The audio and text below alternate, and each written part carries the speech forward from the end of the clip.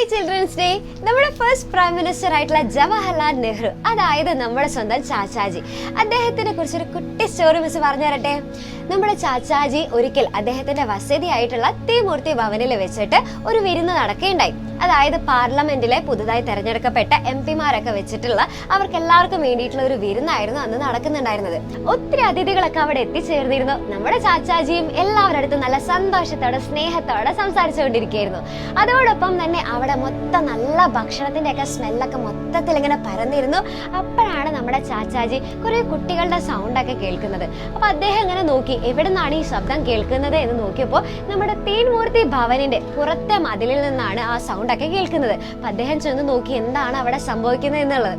അദ്ദേഹം നോക്കുമ്പോൾ തെരുവിൽ ജീവിക്കുന്ന ഒത്തിരി മക്കള് ഇദ്ദേഹത്തിനെ കാണാൻ വേണ്ടിയിട്ട്, നമ്മുടെ സ്വന്തം ചാച്ചാജിനെ കാണാൻ വേണ്ടിയിട്ട് അവിടുത്തെ മതിലിന്റെ മേലേക്ക് ഇങ്ങനെ കഷ്ടപ്പെട്ട് ഇങ്ങനെ വലിഞ്ഞു കയറായിരുന്നു. അപ്പൊ അവരുടെ ആ ഒരു മുഷിഞ്ഞ വസ്ത്രങ്ങളും അതേപോലെ തന്നെ ആ വൃത്തിഹീനമായിട്ടുള്ള ആ ഒരു ലുക്കൊക്കെ കണ്ടിട്ട് നമ്മുടെ സെക്യൂരിറ്റിക്കാരൊക്കെ എന്ത് ചെയ്യാണ്, അവരെ വേഗം അങ്ങോട്ട് ഓടിച്ചു വിടുകയാണ് ചെയ്തത്. ഇത് കണ്ട് നമ്മുടെ ചാച്ചാജിക്ക് ഒത്തിരി സങ്കടമായി പോയി. അദ്ദേഹം എന്ത് ചെയ്തെന്നറിയോ, അദ്ദേഹത്തിന്റെ പ്ലേറ്റിൽ ഒത്തിരി ഭക്ഷണമൊക്കെ ആയിട്ട് നമ്മുടെ കുട്ടികൾക്ക് നേരെ കൊടുത്തു. ഇത് കണ്ടതും ബാക്കിയുള്ള അതിഥികളൊക്കെ എന്ത് ചെയ്തു, അദ്ദേഹത്തിനെ പോലെ തന്നെ അവരുടെയും പ്ലേറ്റിൽ എന്ത് ചെയ്തു, ഒത്തിരി ഭക്ഷണമായിട്ട് നമ്മുടെ ഒത്തിരി കുട്ടികൾക്കൊക്കെ, അവിടെയുള്ള നമ്മുടെ തെരുവിൽ ജീവിക്കുന്ന ഒത്തിരി മക്കൾക്കൊക്കെ നിറയെ ഭക്ഷണമൊക്കെ കൊടുത്തു.